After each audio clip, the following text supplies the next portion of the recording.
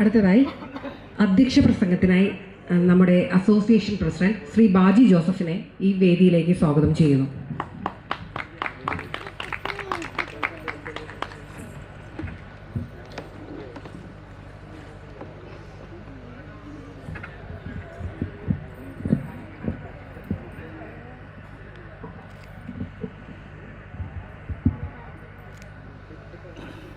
ബഹുമാനപ്പെട്ട പഞ്ചായത്ത് പ്രസിഡന്റ് ശ്രീ ലിസി വാര്യർ,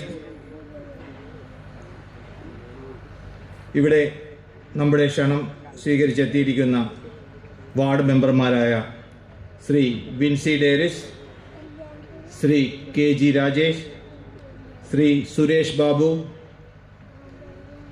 നമ്മുടെ ഈയൊരു കൂട്ടായ്മ 20ാമത്തെ വാർഷികാഘോഷം കൊണ്ടാടുവാനായി എത്തിച്ചേർന്നിരിക്കുന്ന എൻ്റെ ഏറ്റവും പ്രിയപ്പെട്ട കുടുംബാംഗങ്ങളെ, നമ്മുടെ ഈ അസോസിയേഷൻ രൂപീകരിച്ചിട്ട് ഇപ്പോൾ ഏകദേശം 20 വർഷത്തോളമായി. ഈ 20 വർഷക്കാലം നമ്മളുടെ മുൻഗാമികൾ വളരെ നല്ല രീതിയിൽ ഈ അസോസിയേഷൻ മുന്നിലേക്ക് കൊണ്ടുവന്നിട്ടുണ്ട്. കഴിഞ്ഞ 4 വർഷക്കാലമായി ഇപ്പോഴുള്ള ഈ ഒരു എക്സിക്യൂട്ടീവ് കമ്മിറ്റിയാണ് ഈ അസോസിയേഷന് മുന്നിലേക്ക് നയിച്ചുകൊണ്ട് പോകുന്നത്. നമുക്കറിയാം, നമ്മളുടെ പൂർവികരുടെ ഒരാശയമായിരുന്നു ഈ കോളരിക്കൽ ഫാമിലി അസോസിയേഷൻ എന്നുള്ളത്. പണ്ട് നമ്മൾക്കറിയാം 8 or 9 കുടുംബങ്ങൾ, വലിയ കുടുംബങ്ങളായിരുന്നു ഇവിടെ ഉണ്ടായിരുന്നത്. അന്നൊക്കെ കൂട്ടുകുടുംബ വ്യവസ്ഥയിലായിരുന്നു എല്ലാവരും ജീവിച്ചിരുന്നത്. അന്ന് നമ്മളുടെ കുടുംബങ്ങളിൽ മുത്തിയപ്പന്മാരുണ്ടായിരുന്നു, മുത്തിയമ്മമാരുണ്ടായിരുന്നു, അപ്പൂപ്പന്മാരുണ്ടായിരുന്നു, അമ്മമ്മമാരുണ്ടായിരുന്നു, അമ്മമാരുണ്ടായിരുന്നു, അപ്പന്മാരുണ്ടായിരുന്നു, ആൻറ്റിമാരുണ്ടായിരുന്നു, അങ്കിൾമാരുണ്ടായിരുന്നു, പിന്നെ ചെറിയ കുറേ കുട്ടികളും. ഇങ്ങനെയുള്ളൊരു കൂട്ടുകുടുംബ വ്യവസ്ഥയിലായിരുന്നു നമ്മളെല്ലാവരും ജീവിച്ചുകൊണ്ടിരുന്നത്. പിന്നെ കുടുംബങ്ങൾ വലുതായി കഴിഞ്ഞപ്പോൾ നമ്മൾ പിന്നീട് അണുകുടുംബങ്ങളിലേക്ക് മാറി എന്നുള്ളതാണ്. അപ്പോൾ പണ്ട് നമ്മളെ കൂട്ടുകുടുംബ വ്യവസ്ഥയിൽ കഴിഞ്ഞിരുന്ന സമയത്ത് നമുക്കൊക്കെ ഒരു ചെറിയ പ്രശ്നം വന്നാൽ പോലും നമ്മൾക്ക് മാർഗം നിർദ്ദേശിച്ച് മുന്നിലേക്ക് കൊണ്ടുപോകുവാനായിട്ട് നമ്മളുടെ അപ്പൂപ്പന്മാരും അമ്മമ്മമാരും ഒക്കെ ഉണ്ടായിരുന്നു. ഇന്നിപ്പോൾ അത് അണുകുടുംബത്തിലേക്ക് മാറിക്കഴിഞ്ഞപ്പോൾ നമുക്കിപ്പോൾ ടെക്നോളജിയുടെ കൂടി വളർച്ച കൂടി വന്നതോടുകൂടി നമുക്ക് കാണാൻ കഴിയുന്നത് ആശയവിനിമയങ്ങൾ വളരെ കുറവാണ്. തമ്മിൽ എല്ലാവരും ടി വിയുടെ മുന്നിലും മൊബൈലിൻ്റെ മുമ്പിലും ഒക്കെ ആയിട്ടാണ് സമയം ചെലവഴിക്കുന്നത്. അപ്പോൾ ഇങ്ങനെയുള്ളൊരു കാലഘട്ടത്തിലാണ് നമ്മളുടെ കുടുംബ കൂട്ടായ്മയുടെ പ്രസക്തി. വർഷാവർഷം നമ്മൾ ഇങ്ങനെ ഒരു കൂട്ടായ്മ കൂടുമ്പോൾ എല്ലാവരും തമ്മിൽ കാണുവാനും എല്ലാവരും തമ്മിൽ പരസ്പരം കൂടുതൽ അടുക്കുവാനും ഒക്കെയുള്ള ഒരു സാഹചര്യമാണ് ഇങ്ങനെയുള്ള കൂട്ടായ്മകൾ.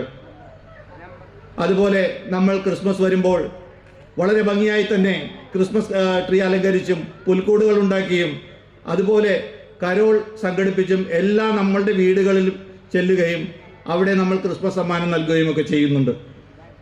അതുപോലെയാണ് ഓണം വന്നു കഴിയുമ്പോൾ നമ്മൾ ഓണത്തിന് എല്ലാവരെയും വിളിച്ചുകൂട്ടി ഓണാഘോഷങ്ങളും ഓണക്കളികളും അതുപോലെ തന്നെ ഓണ സദ്യയുമൊക്കെയായി വളരെ ഭംഗിയായി തന്നെ നമ്മൾ ഓണം കൊണ്ടാടാറുണ്ട്. ഇങ്ങനെയാണ് നമ്മൾ ആ ഒരു പരസ്പര കൂട്ടായ്മയുടെ ശക്തി വളർത്തിയെടുക്കുന്നത്. എല്ലാ മനുഷ്യരും ഒരു 3 അവസ്ഥകളിലൂടെ കടന്നു പോകുന്നുണ്ട് നമ്മളുടെ ജീവിതത്തിൽ.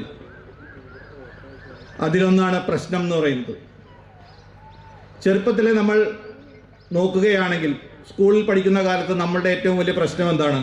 നമ്മുടെ തൊട്ടടുത്തിരിക്കുന്ന ഒരു കുട്ടി, ആ കുട്ടിയുടെ കയ്യിലുള്ളൊരു കളിപ്പാട്ടം നമ്മളുടെ കയ്യിലില്ലല്ലോ എന്നുള്ളതായിരുന്നു. അല്ലെങ്കിൽ ആ കുട്ടിയുടെ കയ്യിലുള്ളൊരു നല്ലൊരു പെൻസിലോ അല്ലെങ്കിൽ പേനയോ അങ്ങനെയുള്ള കാര്യങ്ങൾ നമ്മുടെ കയ്യിൽ ഇല്ലല്ലോ എന്നുള്ളതായിരുന്നു നമ്മളുടെ ചെറുപ്പകാലത്തെ പ്രശ്നം. അതിനുശേഷം നമ്മൾ ഇത്തിരി കൂടി വലുതായി. അപ്പോഴുള്ള നമ്മുടെ പ്രശ്നം കോളേജ് കാലഘട്ടങ്ങളിലൊക്കെ ആകുമ്പോൾ കൂട്ടുകാരനുള്ളൊരു ബൈക്ക് എനിക്കില്ലല്ലോ, അല്ലെങ്കിൽ കൂട്ടുകാരൻ നല്ലൊരു ഡ്രസ്സ് ഇട്ട് വരുമ്പോൾ അതുപോലുള്ളൊരു ഡ്രസ്സ് എനിക്കില്ലല്ലോ എന്നുള്ളതായിരുന്നു ആ സമയത്തെ പ്രശ്നം. പിന്നീട് നമ്മൾ വളർന്നു വലുതായി കഴിയുമ്പോൾ പിന്നെ കല്യാണമൊക്കെ കഴിഞ്ഞ് കുട്ടികളുമൊക്കെ ആയി കഴിയുമ്പോഴുള്ള നമ്മുടെ പ്രശ്നം എന്താണ്? കുടുംബത്തിൻ്റെ സാമ്പത്തിക ഭദ്രത റെഡിയാക്കുക എന്നുള്ളതാണ്. അപ്പോൾ ഇങ്ങനെ ഓരോ കാലഘട്ടങ്ങളിൽ നമുക്ക് പ്രശ്നങ്ങൾ മാറി മാറി വന്നുകൊണ്ടേയിരിക്കും. ഇതെല്ലാം കഴിഞ്ഞ് നമ്മൾ വാർദ്ധക്യത്തിലേക്ക് എത്തുമ്പോൾ ഈ കഴിഞ്ഞു പോയ പ്രശ്നങ്ങളൊന്നും ഒരു പ്രശ്നമേ അല്ല എന്നുള്ള തോന്നലാണ് നമ്മൾക്ക് എല്ലാവർക്കും. അപ്പം നമ്മൾ ചെയ്യേണ്ടത് ധീരതയോടെ, കൂട്ടായ്മയോടെ, സ്നേഹത്തോടെ മുന്നിലേക്ക് പോകുക എന്നുള്ളതാണ്. പിന്നീട് അടുത്തൊരവസ്ഥ നമ്മൾ നേരിടുന്നത് കുഴപ്പമാകുമോ എന്നുള്ളതാണ്. ഏതൊരു കാര്യവും നമ്മൾ ചെയ്യാൻ പോകുമ്പോൾ അത് ചെയ്യുന്നതിന് മുമ്പ് നമ്മൾ ചിന്തിക്കും, നമ്മളത് ചെയ്തു കഴിഞ്ഞാൽ കുഴപ്പമാകുമോ എന്നുള്ളത്. ഇപ്പോൾ ഒരു ഉദാഹരണം പറയുകയാണെങ്കിൽ, നമ്മളുടെ ഇന്നിപ്പോൾ ഇവിടെ ഈ ഒരു വാർഷികാഘോഷം നടക്കുകയാണ്. കുറേ അധികം ആളുകൾ ഇവിടെ കലാപരിപാടികൾ അവതരിപ്പിക്കുവാനായിട്ട് ഇവിടെ എത്തിച്ചേർന്നിട്ടുണ്ട്. പക്ഷെ കുറേ ആളുകൾ ചിന്തിച്ചു, ഞാനിവിടെ വന്ന് ഡാൻസ് കളിച്ചാലോ, ഞാനിവിടെ വന്ന് പാട്ട് പാടിയാലോ കുഴപ്പമാകുമോ എന്നുള്ളത്. അപ്പം നമ്മൾക്ക് കിട്ടുന്ന അവസരങ്ങളൊന്നും നമ്മൾ മാറ്റിവെക്കരുത്. മാറ്റിവെക്കാതെ തന്നെ അതിനെ മാക്സിമം നമ്മൾ യൂട്ടിലൈസ് ചെയ്യുവാനായിട്ടാണ് ശ്രമിക്കേണ്ടത്. അങ്ങനെ മാറ്റിവെച്ച് കഴിഞ്ഞാൽ നമ്മളും മാറ്റിവെക്കപ്പെട്ട ഒരു വസ്തുവായി, അല്ലെങ്കിൽ ബാക്കി മാറ്റിവെക്കപ്പെട്ട ഒരു മനുഷ്യനായി ജീവിക്കേണ്ടി വരും. ഇപ്പം ഏതൊരു സാഹചര്യം വന്നു കഴിഞ്ഞാലും നമ്മൾക്കൊരു അവസരം കിട്ടുകയാണ്, നമ്മളുടെ മനസ്സ് പറയുകയാണ് നമ്മൾ ചെയ്യുന്നത് ശരിയാണ്, നമ്മൾ ചെയ്യുന്നൊരു കാര്യം മറ്റൊരാൾക്ക് ദ്രോഹം വരുന്നതല്ല എന്ന് തോന്നുകയാണെങ്കിൽ ഉറപ്പായും നമ്മളത് ചെയ്തിരിക്കണം. എന്നാലേ നമ്മൾക്ക് നമ്മുടെ ജീവിതത്തിൽ മുന്നേറുവാനായിട്ട് സാധിക്കൂ. അതുപോലെ മൂന്നാമതൊരവസ്ഥയാണ് വഴക്ക് എന്ന് പറയുന്നത്. ഈ വഴക്കെന്ന് പറയുമ്പോൾ നമുക്ക് അതിർത്തി തർക്കം മുതൽ, അല്ലെങ്കിൽ ഈഗോയുടെ പ്രശ്നങ്ങളായിട്ടുള്ള വഴക്കുകളും കാര്യങ്ങളൊക്കെ ഉണ്ടാവും. അപ്പോൾ നമ്മളെല്ലാവരും ചിന്തിക്കേണ്ട ഒരു കാര്യമുണ്ട്, കുറച്ച് വർഷത്തേക്ക് മാത്രമാണ് നമ്മൾ ഈ ഭൂമിയിൽ ജീവിക്കുവാനായിട്ട് വന്നിരിക്കുന്നത്. കോടാനുകോടി വർഷം പഴക്കമുള്ള ഭൂമിയിൽ നമ്മൾ വെറും 80, 90, 100 വയസ്സ് വരെ ജീവിക്കുവാനാണ് വന്നിരിക്കുന്നത്. അപ്പം ഈ ഒരു കാര്യം പറഞ്ഞപ്പോഴാണ് എനിക്കൊരു കഥ ഓർമ്മ വന്നത്. നമുക്കെല്ലാവർക്കും അറിയാം, അലക്സാണ്ടർ ചക്രവർത്തി എന്ന് പറയുന്ന ഒരു മഹാനായ ചക്രവർത്തി ഉണ്ടായിരുന്നു. അദ്ദേഹം ലോകം മുഴുവൻ കീഴടക്കി തിരിച്ച് അദ്ദേഹത്തിൻ്റെ നാട്ടിലേക്ക് എത്തിയപ്പോൾ അദ്ദേഹത്തിന് അതിഗുരുതരമായ ഒരു രോഗം പിടിപെട്ടു. ആ രോഗാവസ്ഥയിൽ കുറേ വൈദ്യന്മാർ വന്ന് അദ്ദേഹത്തെ ചികിത്സിച്ചു. ആർക്കും അദ്ദേഹത്തെ രക്ഷിക്കുവാനാകുമെന്ന് ഒരു തോന്നലുണ്ടായില്ല. അങ്ങനെ അവസാന നാളുകളിൽ ഈ അലക്സാണ്ടർ ചക്രവർത്തി അദ്ദേഹത്തിൻ്റെ സൈന്യാധിപന്മാരെ വിളിച്ചു വരുത്തി പറഞ്ഞു. 3 കാര്യങ്ങളാണ് അദ്ദേഹം പറഞ്ഞത്.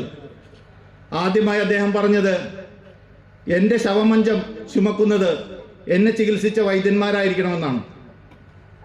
രണ്ടാമതായി അദ്ദേഹം പറഞ്ഞത്, എൻ്റെ ശവമഞ്ചം കൊണ്ടുപോകുന്ന വീതികളിൽ, അതായത് വഴികളിൽ അദ്ദേഹത്തിൻ്റെ സമ്പാദ്യം മുഴുവൻ വിതരണമെന്നാണ്. മൂന്നാമതായി അദ്ദേഹം പറഞ്ഞത്, എന്നെ ശവമഞ്ചത്തിൽ കിടത്തുമ്പോൾ എൻ്റെ 2 കൈകളും പുറത്തേക്ക് മലർക്കെ തുറന്നിടണമെന്നാണ്. അപ്പോൾ ഇതെന്താണ് ഈ 3 കാര്യങ്ങൾ അദ്ദേഹം പറഞ്ഞതെന്ന് സേനാധിപന് മനസ്സിലായില്ല. സേനാധിപൻ ചോദിച്ചു, അങ്ങ് എന്താണ് ഉദ്ദേശിക്കുന്നതെന്ന്. അദ്ദേഹം നേരത്തെ സ്വരത്തിൽ പറഞ്ഞു, ആദ്യമായി ഞാൻ പറഞ്ഞത് എൻ്റെ വൈദ്യന്മാർ എൻ്റെ ശവമഞ്ചം ചുമക്കണമെന്നാണ്. അദ്ദേഹം അതുകൊണ്ട് ഉദ്ദേശിച്ചത്, ഏതൊരു വൈദ്യനാണെങ്കിലും, എത്ര പ്രഗത്ഭനായ ഒരു വൈദ്യനാണെങ്കിലും അദ്ദേഹത്തിന് ചികിത്സിച്ച് ചില അസുഖങ്ങൾ ഭേദമാക്കാൻ പറ്റും. പക്ഷേ ഒരിക്കലും ആ ഒരു മരണത്തെ തടയുവാനായി സാധിക്കില്ല എന്നുള്ളതാണ്. അത് ജനങ്ങളെ മനസ്സിലാക്കി കൊടുക്കുവാൻ വേണ്ടിയിട്ടാണ് ആദ്യത്തെ ഈ കാര്യം അദ്ദേഹം പറഞ്ഞത്. രണ്ടാമതായി അദ്ദേഹം പറഞ്ഞത്, എന്നെ കൊണ്ടുപോകുന്ന വഴികളിൽ സ്വർണം, അദ്ദേഹം വെട്ടിപ്പിടിച്ച സ്വർണവും സമ്പത്തുമെല്ലാം വിതരണമെന്നാണ്.